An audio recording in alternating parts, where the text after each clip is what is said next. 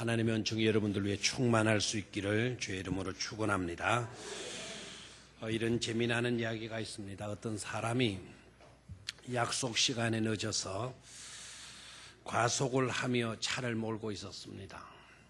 한참 달리다 보니까 단속 카메라가 눈에 띄는 겁니다. 그래서 속도를 줄이고 제한 주행 속도를 유지를 했습니다. 그런데도 찰칵하면서 카메라가 찍히는 것 같았어요. 분명 속도를 낮추고 제한 주행 속도를 지켰는데 왜 찰칵하면서 카메라 찍히는 소리가 났는지 궁금하기도 했고 찝찝했습니다. 그래서 호기심한 이 사람은 유턴해서 다시 그 길을 지나가서 속도를 낮추고 카메라를 통과하는데 이번에도 또 찰칵하면서 찍히는 것입니다. 도무지 이상해요. 속도를 낮추었고 근데 찰칵 카메라가 찍히니까 선뜻 이런 생각이 드는 겁니다. 저 카메라는 가짜백이다. 사람들 조심하라고 그냥 설치해 놓은 가짜백이다. 이렇게 생각하고 지나가는데 혹시 모른다. 그렇게 싶었는지 다시 유턴해서 이번에는 아예 속도를 완전히 20km, 30km로 낮추고 그 길을 지나갔어요. 그랬더니 이번에도 또 찰칵하고 찍히는 것입니다. 이제 이 사람은 확신했어요. 진짜로 이 카메라는 가짜백이다. 저것은 가짜라고. 그런데 며칠 후 이 사람에게 고지서 석장이 날라왔어요. 그럴 리가 없지. 나는 분명히 속도를 낮추었고 제한 속도를 오버하지 않았다. 이건 말도 안 된다. 라는 생각을 가지고 벌금 고지서를 뜯어보았어요. 거기는 뜻밖에도 이렇게 적혀 있었습니다. 안전벨트 미착용.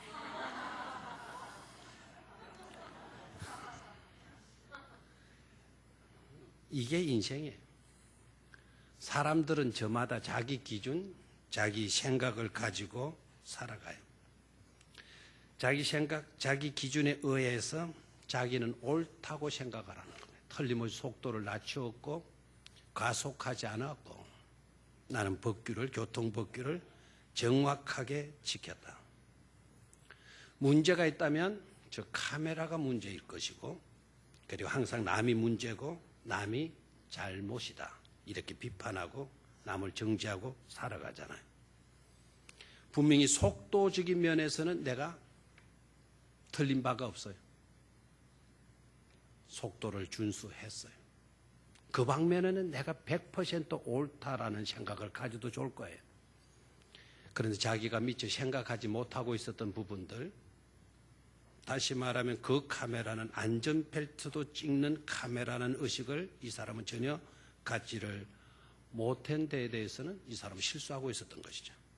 내가 옳았다고 여겼지만 내가 생각하지 못했던 부분, 내가 보지 못했던 부분들, 내가 알지 못하고 있었던 부분에서는 역시 나는 무지이고 있었다라는 거예요. 이것은 일반 실제적인 생활에서만 이런 일이 일어나는 것이 아니고 심지어 신앙생활을 하면서도 우리는 그런 잘못, 그런 자기 기준에 빠져서 살아가는 나만 옳고 남들은 틀리다라고 하는 심지어 하나님도 틀렸다라고 하는 그런 생각들을 가지고 신앙생활을 하는 경우들도 없잖아 많이 있다라는 사실입니다. 오늘 본문의 제자들이 그래요. 본문의 제자들의 모습이 그렇습니다.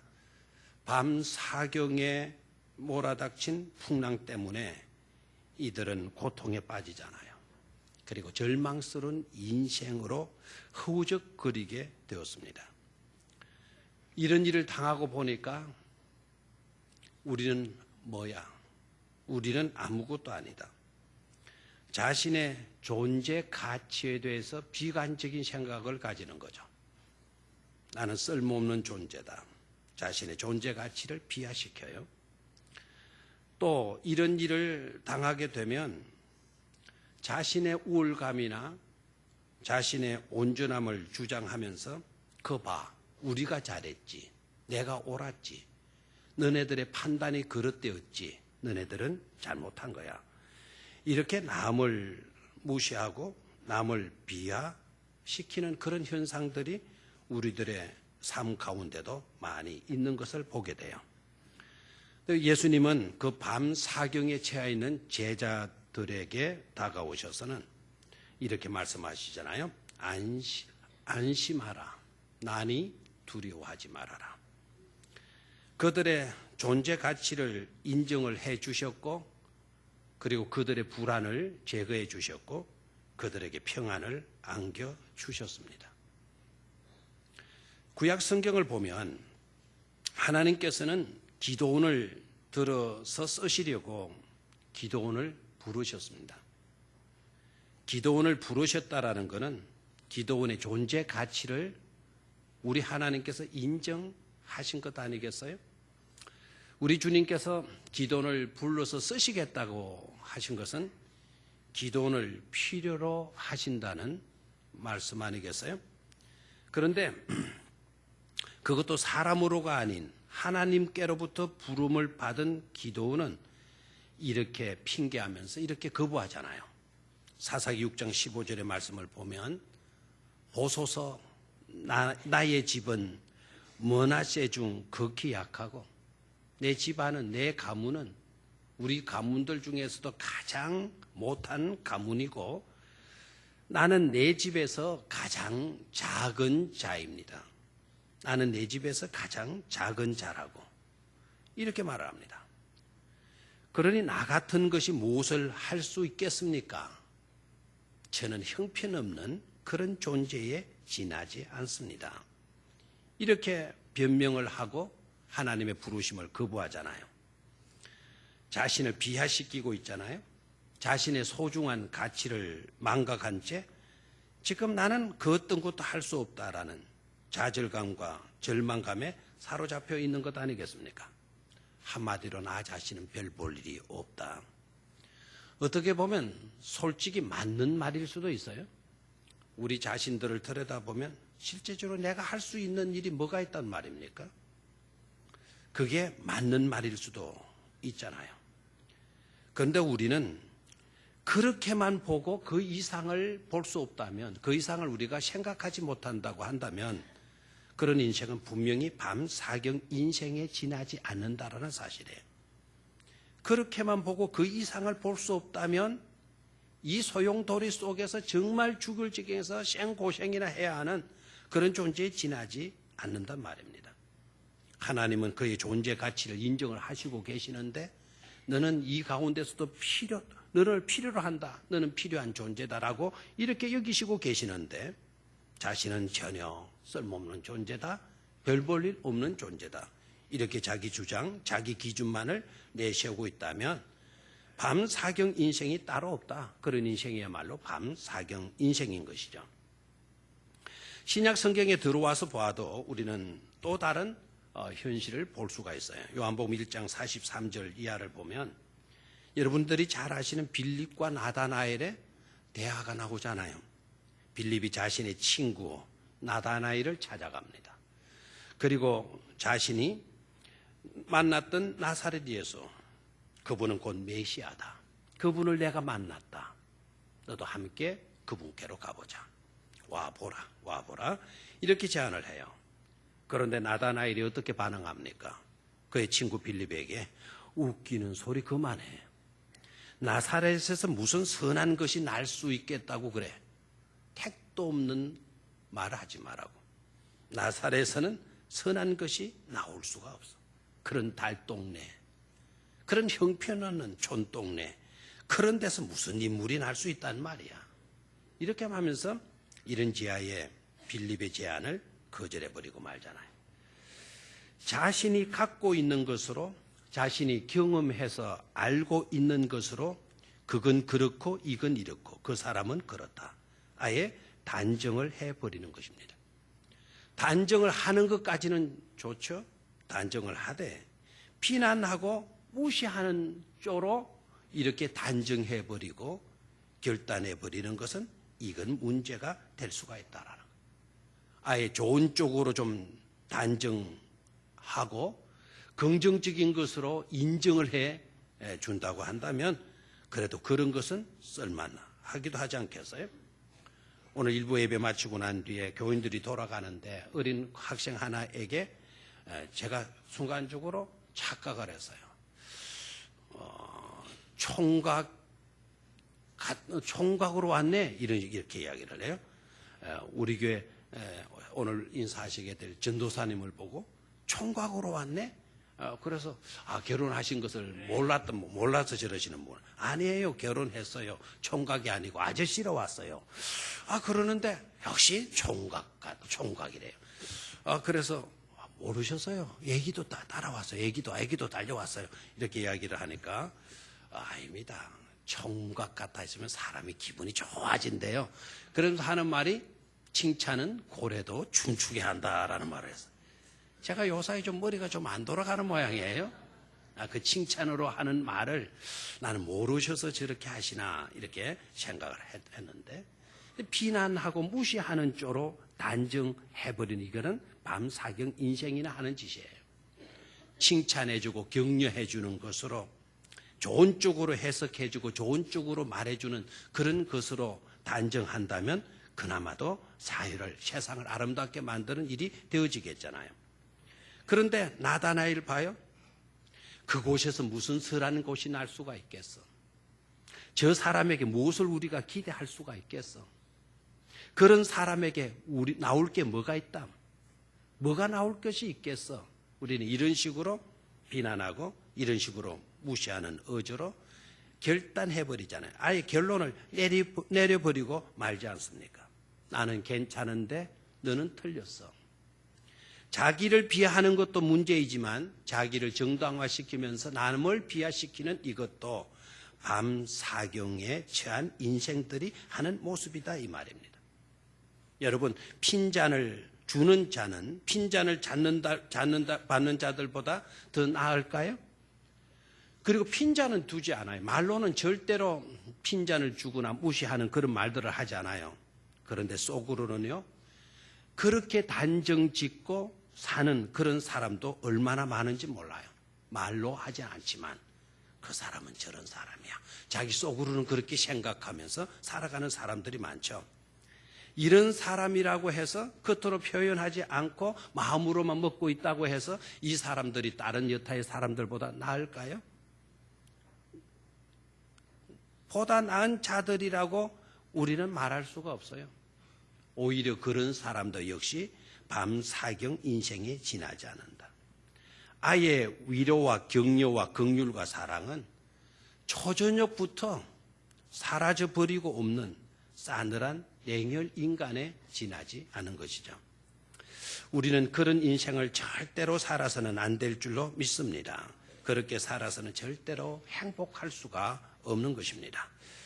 오늘 본문은 밤사경을 향해서 처해 있는 주님, 제자들을 향해서 우리 주님께서 찾아가시고요, 이렇게 말씀하시고 이와 같이 역사를 하셔요.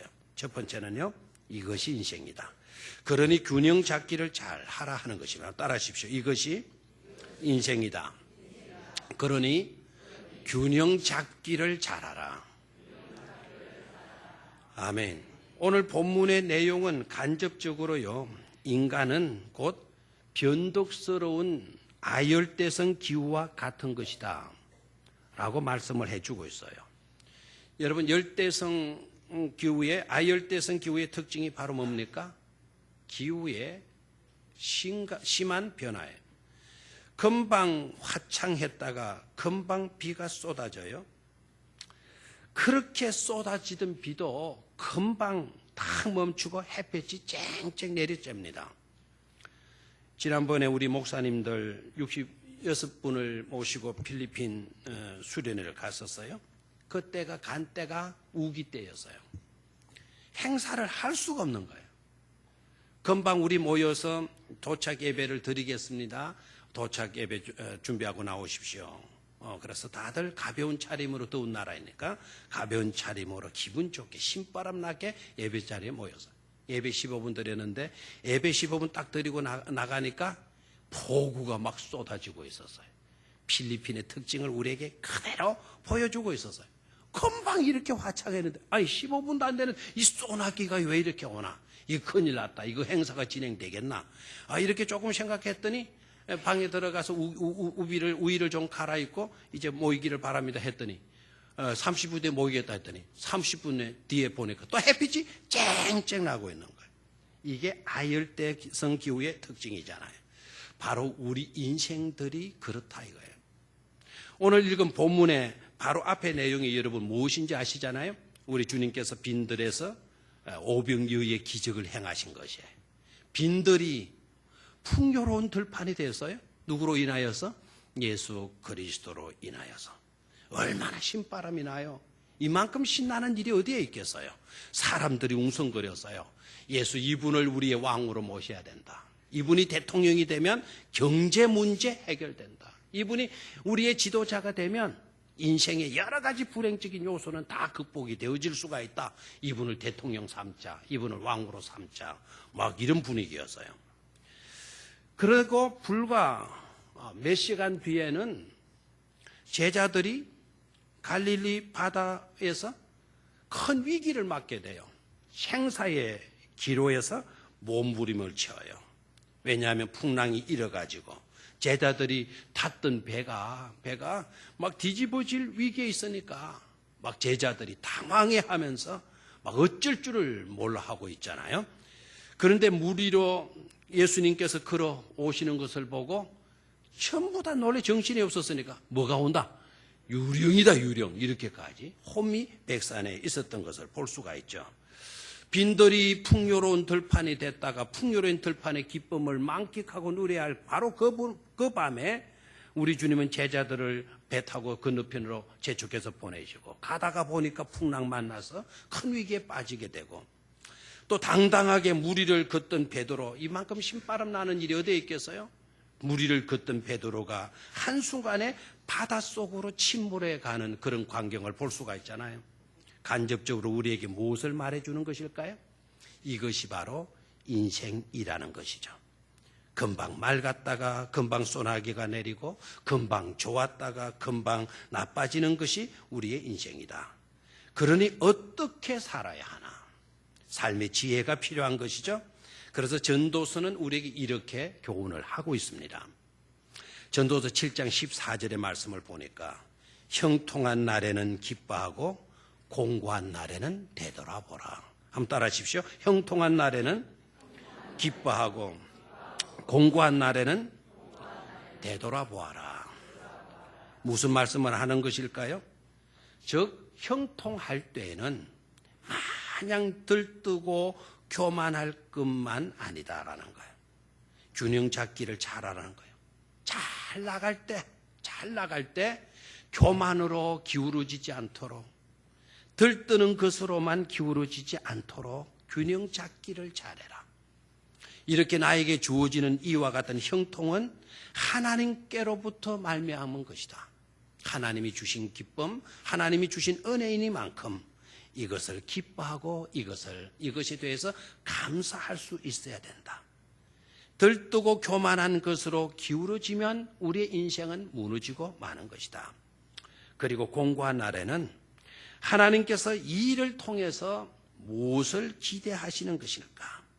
하나님은 이 어려움을 통해서 무엇을 나에게 주시고자 하시는 것일까? 하나님께서 나로 하여금 무엇을 가르치시려고 이와 같은 어려움을 주시는 것일까를 생각해 보라는 거예요. 그래서 균형 잡기를 잘 하라는 것입니다. 사랑하는 성도 여러분, 여러분들의 형편이 형통할 때 교만에 빠지거나 또한 들뜸으로 여러분 내일을 잊어버리는 자들이 없게 되기를 축원합니다. 그리고 이렇게는 살아서는 또 안 되겠죠. 잘 형통할 때 아이고 형통하면 못해. 3시간, 2-3시간 뒤에는 풍랑이 일어날 건데 기뻐할 수가 어떻게 있겠어. 기뻐하면 못해. 어려움 당하게 될 건데 이런 식으로도 살아서는 안 돼요. 어려움에 처했다고 해서 여러분 이것이 끝이로구나. 나는 끝났다. 이 어려움은 도무지 해결되지를 못할 것이다. 좌절하고 절망하지도 말라 이거예요. 어려움이 있으면 좋은 날이 다가오게 될 것이고 좋은 날이 있으면 어려움들이 오겠지만 그러나 그 어려움도 오지만 하나님께서 그 어려움도 해결해 주실 것이 아니냐. 그래서 기뻐함과 감사함을 우리는 잃어버리지 않아야 될 줄로 믿습니다. 어려울 때, 형통할 때, 인생의 여러 가지 급변하는 변화들이 일어날 때 그럴 때일수록 균형 잡기를 잘할 수 있는 그런 성도들이 꼭 되시기를 축원합니다. 두 번째로 우리에게 말씀하시는 메시지는 헷갈리는 인생이다. 그러니 관점을 달리하라는 것입니다. 한번 따라하십시오. 헷갈리는 인생이다. 그러니 관점을 달리하라. 관점을 달리하라 이 말은 보고 해석을 달리하라 이 말입니다. 관점이라는 것은 어떤 각도에서 보느냐, 어떤 각도에서 보고 어떻게 생각하고 어떻게 해석하고 어떻게 행동하느냐, 사람을 어떤 사건을 대하는 삶의 태도, 그 사건과 사람과 문제들을 보는 태도를 가리켜서 우리는 관점이라 이렇게 말하잖아요. 오늘 본문을 유심히 관찰해 보면 세 가지 헷갈리는 점에 부딪히게 돼요. 세 가지 의문이 생기게 됩니다. 첫 번째는요, 제자들의 모습이에요. 제자들이 주님께 순종을 해요. 바다 건너편으로 너네들은 건너가라. 제자들이 한 제자도 예외가 없이 주님이 시키는 대로 순종해서 배를 타고 바다 건너편으로 가는 거예요. 그런데 얼마를 지나자 갑자기 강풍이 몰아닥치고 배가 뒤집혀서 죽을 지경에 빠지게 되죠. 자, 여기에서 헷갈리는 겁니다. 주님의 말씀에 순종을 했는데 순종했다면 있을 문제도 없어져야 되는 것인데 순종했는데도 불구하고 왜 이렇게 풍랑을 만나게 된 것인가? 이 점이 헷갈리잖아요. 순종했다면 틀림없이 잘 되고 복을 받아야 되는데 왜 이렇게 심각한 위기에 부딪히게 되는 것인가? 헷갈리는 점이죠. 그죠?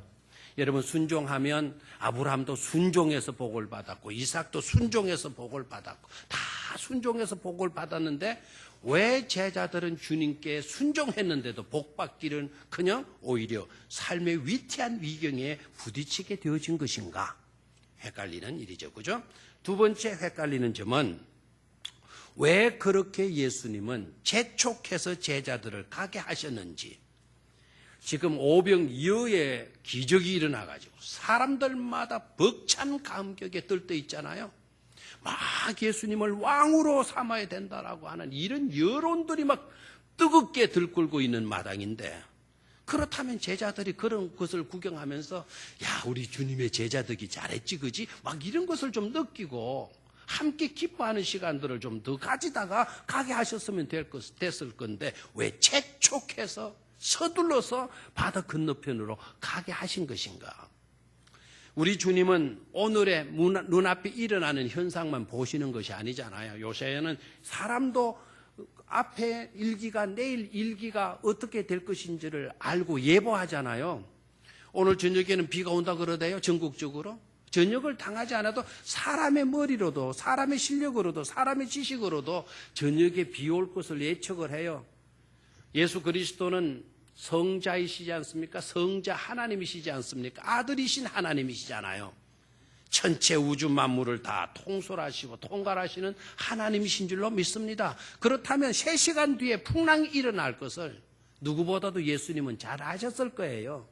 그렇다면 제자들에게 애들아 3시간 뒤에 풍랑이 일어날 건데 조금 어디에 쉬다가 그 풍랑 먹고 나거든 그때 배 타고 가라 이렇게 하셔야 되는데 모든 것을 깨트려 보시는 주님께서도 아시면서도 풍랑이 일어날 것을 아시면서도 왜 서둘러서 이렇게 바다를 건너게 하셨는지 주님께서 재촉만 하시지 않았더라 하더라도 이런 당하지 않았을 텐데 하는 그런 의문이잖아요. 세 번째는요. 세 번째 헷갈리는 점은 예수님께서 제자들의 위태한 순간에 놓여 있다라는 것을 보시고 계셔요. 산마루에서요. 산 꼭대기에서 내려다 보시고 계세요. 민망히 여기는 거예요. 얼마나 힘들게 노를 젓고 있고 씨름을 하고 있는지를 다 아시고 계시는데도요. 그러나 그렇다면 빨리 가셔서 제자들을 구출해 주셔야 되잖아요. 빨리 가실 필요도 없어요. 풍랑아 잠잠할지어다. 산 위에서 명령해도 풍랑이 잠재워질 것 아닙니까? 그런데도 그렇게 해 주시지 않고 물 위로 걸어가셔서 그것도 밤 사경이 될 때까지 극한 상황에 빠질 때까지 계셨다가 왜 그때 가셔서 제자들을 건져 주시느냐 하는 거죠. 빨리 가셔서 건져 주셔야지. 이게 헷갈리는 점 아닙니까? 근데 여러분, 문제 속에는 항상 해답이 있다라는 거예요. 예? 우리 정장로님이 늘 하시는 이야기가 하나님은 우리에게 일어나는 질고 병들이 있잖아요. 병들이 있지만 이 자연 속에 그 병을 고칠 수 있는 약재를 다 만들어 주셨다라는 거예요. 우리가 그걸 찾지를 못한다는 거예요. 해답이 이 문제 속에 다 들어있어요. 첫 번째 문제에 대한 해답. 헷갈리는 점에 대한 해답이죠. 관점을 달리하면 이게 다 해답이 깨달아지는 거예요. 왜 주님께서 제자들에게 이렇게 명령을 했고 제자들이 주님께 순종을 했는데 왜 고난이냐? 순종했으면 복을 받아야지 왜 고난을 당하게 되는 것이냐 하는 의문에 대한 해답입니다. 어떤 해답을 우리에게 주시고 계시는가 하니까 순종의 결과는 분명히 고난이 아니라 축복, 오히려 축복이더라는 것을 우리에게 말씀해 주고 있는 거예요. 아멘이 안 나올 줄 알았어요? 관점이 아직 그쪽에 관점이 이루어지지 않아서 그래요. 그것을 볼 수 있는 눈이 열려지지를 않아서 그래요. 순종의 결과가 지금 위경에 빠져 있는데 이 위경에 빠져 있는 이것을 가지고 어떻게 축복이라고 말을 하느냐? 그 축복을 보지 못하니까 아니야. 이거는 고난이잖아. 위경이잖아. 이거는 안 좋은 일이잖아. 순종했는데 왜 이렇게 돼야 되는데 의문에 빠지잖아요. 여러분 깨달아야 돼요. 고난이 때로는 우리 생애 가운데 위장을 하고 변장을 하고 화장을 하고 찾아오는 가장 큰 복일 때도 있다라는 사실이에요. 그 복이 고난이라는 것으로 위장을 하고 오는 거예요. 나에게 은혜를 끼칠 너무나도 소중한 은혜의 사람, 은인이 오히려 강도같이 나에게 다가오는 경우도 있다라는 것이죠. 여러분 결론부터 말씀을 드릴게요. 만약에 이 제자들이 순종해가지고 그 위경을 맞게 되는데 밤 사경의 형편에 처하게 되는데 밤 사경이 없었다면 그런 위경에 처하는 일이 없었다고 한다면 말씀 한마디를 가지고도 풍랑을 잠재우고 파도를 잠재우고 갈릴리 호수를 잔잔케 만드시는 예수님의 능력, 하나님의 능력을 경험할 수 있었겠느냐 이거예요. 밤 사경이 없었다면, 물론 밤 사경이 없었다고 한다면 베드로가 물 위를 걷는 그를 설을 넘치는 모험을 할 수 있었겠느냐는 거죠. 아무도 아멘을 안 해요. 그래서 할 수 없이 성경에 없는 이야기지만 제가 이 이야기를 각색할 수밖에 없어요. 한번 이렇게 각색을 해볼게요. 예수님께서 제자들에게 배를 타고 서둘러 바다 건너편으로 가도록 해라 그랬더니 12명의 제자들 가운데 10명은 그렇게 하겠습니다. 배를 타고 강 건너편으로 가요. 바다 건너편으로 가요. 그런데 2명의 제자들은 우리는 안 가겠습니다. 왜 이때 가야 합니까? 가도 나중에 가겠습니다. 지금 여기는 기적이 일어나가지고 백성들이 온통 감격에 사로잡혀 있는데 이 좋은 때 좀 더 이 좋은 것을 누리고 가면 가지 우리는 못 가겠습니다. 둘이는 거부를 했어요. 10명의 제자들은 예수님의 말씀이 순종해서 배를 타고 바다 건너편으로 가는데 갑자기 풍랑을 만나는 거예요.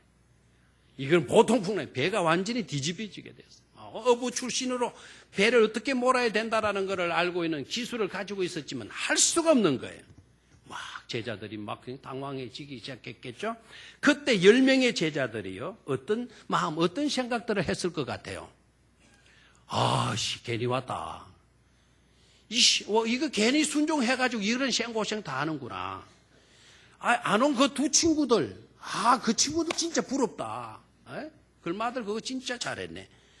우리가 저렇게 불순종했다면 그 제자들처럼, 두 제자들처럼 우리가 이렇게 오지 않았다면 이런 위험한 일도 당하지 않았을 것이 아니냐. 불순종하는 것이 더 나을 뻔했다. 이런 생각들이 들었을 것 같아요? 들지 않았을 것 같아요? 여러분 들었겠죠? 남들은 가만히 계시네요. 그런 생각 여러분들은 괜히 해가지고 이랬네.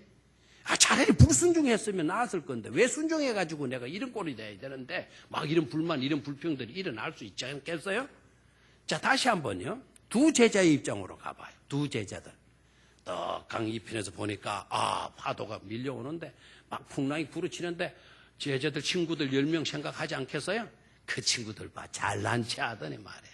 예수님께 순종하고 가더니 아이고 저 꼴 당한 것 봐. 역시 우리가 똑똑한 놈이야. 우리 안 가기 정말 잘했지 않았느냐. 잘했지 않았느냐.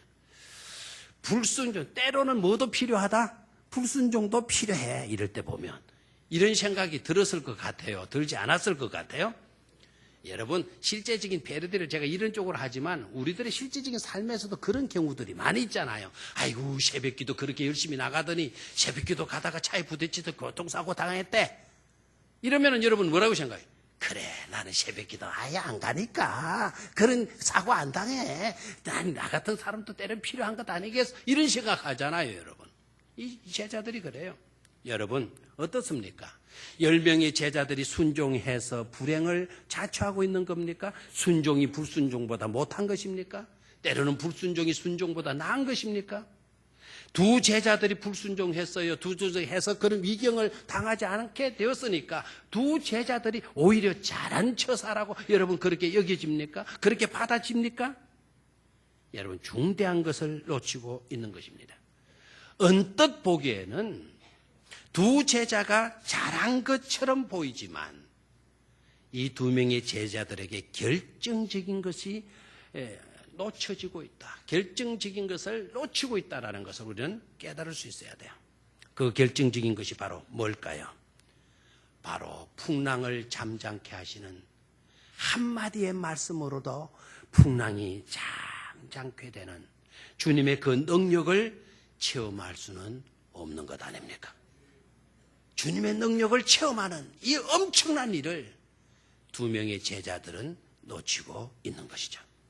10명의 제자들은 순종해서 비록 어려움은 겪었을는지 모르지만 그날 밤에 밤 사경의 인생이 놀라운 주님의 능력이 나타나는 주님의 권능이 나타나는 말씀 한마디라도 어떻게 저 자연까지 알아듣고 잠잠게 되나 말씀에 순종케 되는 자연을 바라보면서 그들은 무한한 은혜와 무한한 감격을 체험할 수가 있었을 줄로 믿습니다. 교회 안에도 이 두 명에 해당되는 사람들이 없잖아 많이 있어요.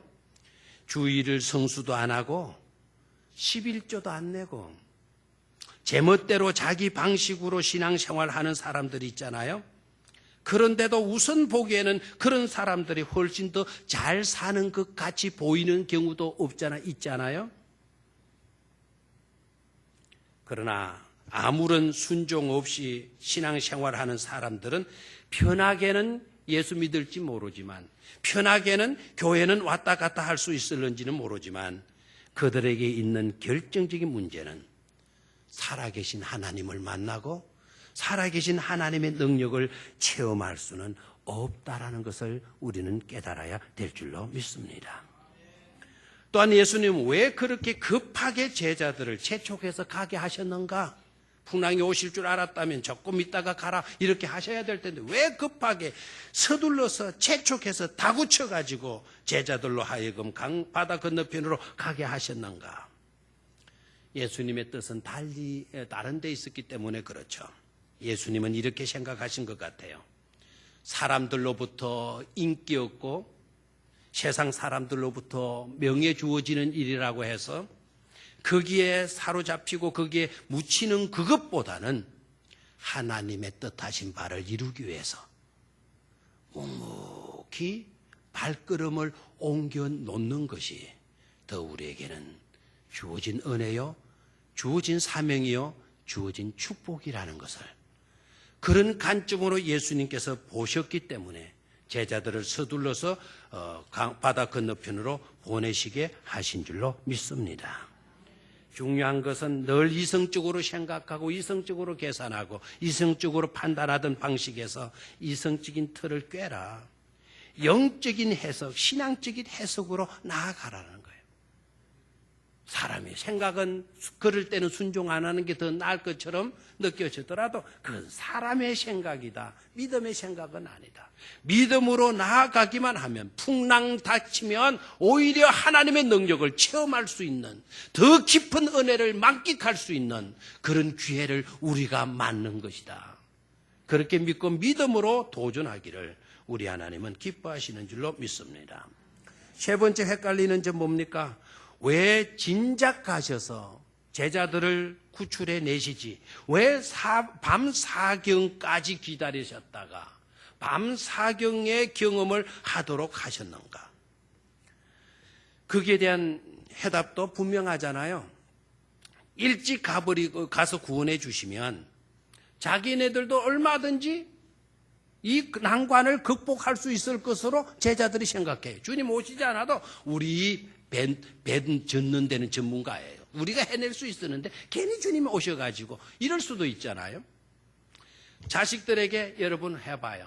여러분 바둑을 뜰 때도 보면 고수가 바둑 구단이 바둑 이제 7급도 안 되는 사람에게 훈수를 해줘서 그랬더니 이 7급 안 되는 사람이 하는 말이 사범이 아니고 당신이 안 도와줘도 내가 거기 놔달라고 했었어요. 이러잖아요.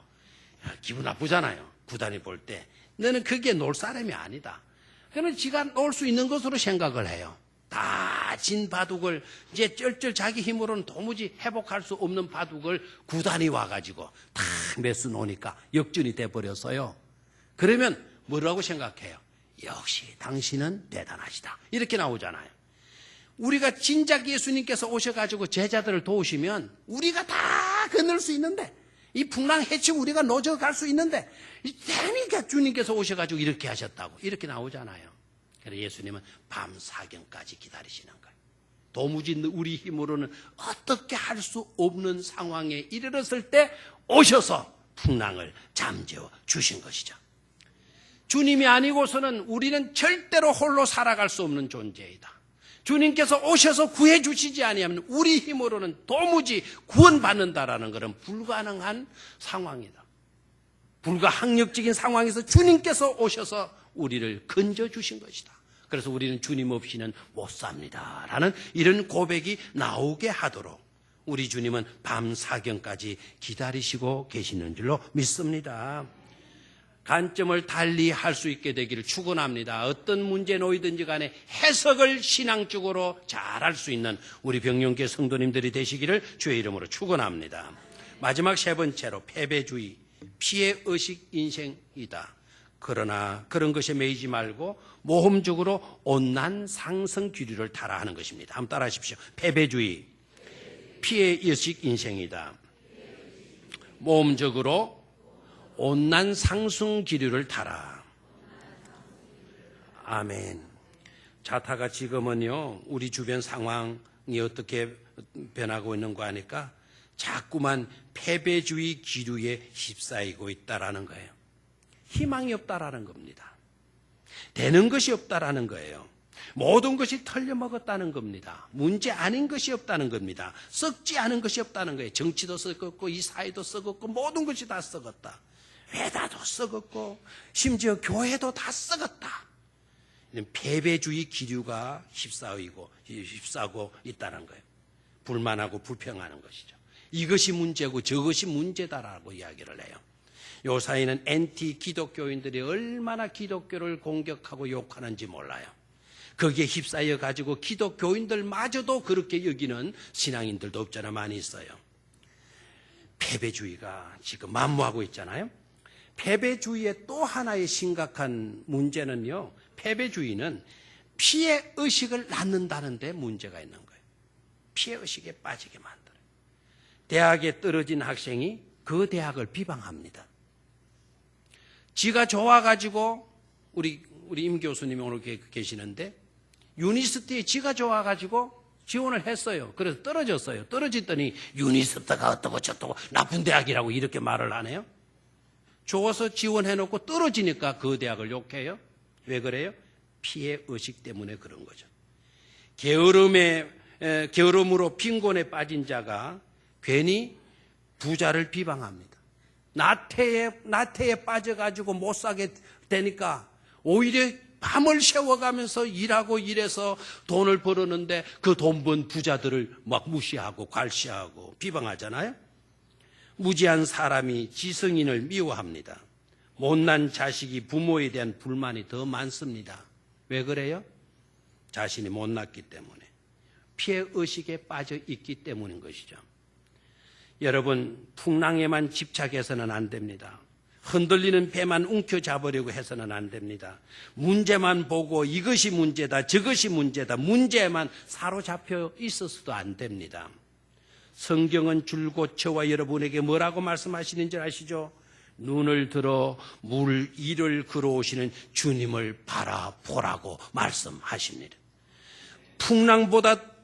풍랑의 문제보다 더 크신 능하신 하나님을 바라보라고, 그 하나님께 시선을 고정하라고 우리에게 지속적으로 말씀해 주시고 계시는 것입니다.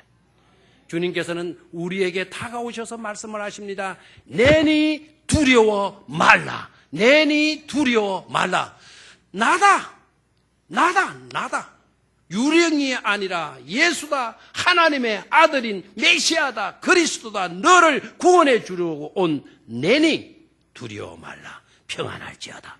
손을 내밀어 침몰하는 자를 끌어올려 주시는 줄로 믿습니다. 다시 말하면 온난 상승주류를 타라라는 거예요. 온난 상승주류를. 여러분, 더운 공기는 어떻게 됩니까? 위로 올라가잖아요. 기류가 생겨요. 많은 열기가 생기면 지열이 생겨가지고 열기가 위로 올라가요. 여러분, 독수리 있죠? 독수리는 자기 몸집보다 수십 배 날개가 더 크대요. 독수리를 보셔서 아시겠지만 독수리의 날개는 펴면 2m가 넘는다 그래요. 그 몸집에 2m가 넘는 날개를 하나님이 붙여주셨으니까 독수리에게는 고통이겠어요. 독수리에게 주어진 특혜이겠어요. 여러분, 생각을 잘 하셔야 돼요. 독수리가 자기 몸집이 이만큼한 날개를 붙여주셨다면 저는 이렇게 생각해요. 하나님, 아니 저한테 무슨 불만이 있습니까? 아니 저한테 이렇게 큰 날개를 붙여주시면 어떻게 됩니까? 나 이것 때문에 미치겠습니다. 이거 달고 다니려니 힘들어 죽겠습니다. 이런 독수리는 한 번도 못 봤습니다. 하기는. 만약에 독수리가 그렇게 생각했다면 이 독수리의 불행이잖아요. 여러분, 몸짓에 비해서 왜 날개를 크게 붙여주셨을까요? 그것이 날개짓을 하지 않는다고 한다면 그 날개는 독수리의 무거운 장애거리가 될 거예요. 근데 독수리는 그렇게 생각하지 않는다는 거죠. 독수리의 특징은 날개가 커서 공중을 높이 막 날아다니는 것으로 생각하면 착각이랍니다. 조류학자들의 이야기를 들어보니까 독수리라는 놈은 그 몸짓이 작기 때문에 그 2m의 날개를 지 힘으로 젓는다는 건 불가능하다라는 거예요. 그럼 절 수는 있겠지만 10m, 100m만 가면 지쳐서 못 한다는 겁니다. 하나님은 독수리에게 기류를 읽을 수 있는 탁월한 능력을 주셨대요. 예? 온난 기류, 땅에서 올라가는 그 열기, 그것이 어느 쪽으로 열기가 올라가고 있나, 그걸 딱 읽고는요 독수리가 그곳으로 간대요. 여기는 열기가 올라가요. 자기의 그곳으로 가서 자기의 두 날개를 쫙 펴고만 있대요. 그러면 밑에가 뭐가 올라가요? 열기가 올라와서 독수리 날개에 부딪혀서 독수리를 떠올려 주겠죠. 독수리가 높이 올라갈 수 있는 것은 온난 기류를 타기 때문이라는 거예요. 사랑하는 성도 여러분, 하나님이 주신 우리에게 놀라운 특혜가 있는데 우리는 그것을 장애라고 여길 때가 없잖아 있어요. 왜 그런가? 내 힘으로 허우적거리고 내 능력으로 모든 것을 처리해 보려고 하기 때문에 그래요. 성령의 상승기류를 탈 수 있게 되기를 축원합니다. 성령의 상승기류를 타면 성령이 우리를 떠받쳐 올려서 참새가 날지 못하는 창공 위를, 제비도 날 수 없는 저 높은 창공 위를 나르는 그런 은혜를 누리게 될 줄로 믿습니다. 칼이 날카로울수록 칼집이 필요하다고 그래요. 날카로운 칼에 왜 칼집이 필요하냐? 그 칼이 날카롭기 때문에 칼집에 넣어두지 않으면 안 되는 거예요. 개가 사나울수록 그 개를 묶는 끈이 필요한 법칙이랍니다. 성능이 좋은 차일수록 브레이크 기능이 좋아야 한다는 겁니다. 전능하신 하나님의 보호 속에 가실 수 있게 되기를 축원합니다. 성령의 끈에 묶일 수 있기를 바랍니다. 큰 날개를 부평하지 말고 큰 날개를 활짝 펴고 온난 상승 기류를 타시기를 바랍니다. 균형 잡기 잘하십시다. 관점을 달리하고 해석을 달리하십시다. 온난 상승 기류를 타시는 축복된 우리 병영교 성도님들이 되시기를 주의 이름으로 축원합니다. 아버지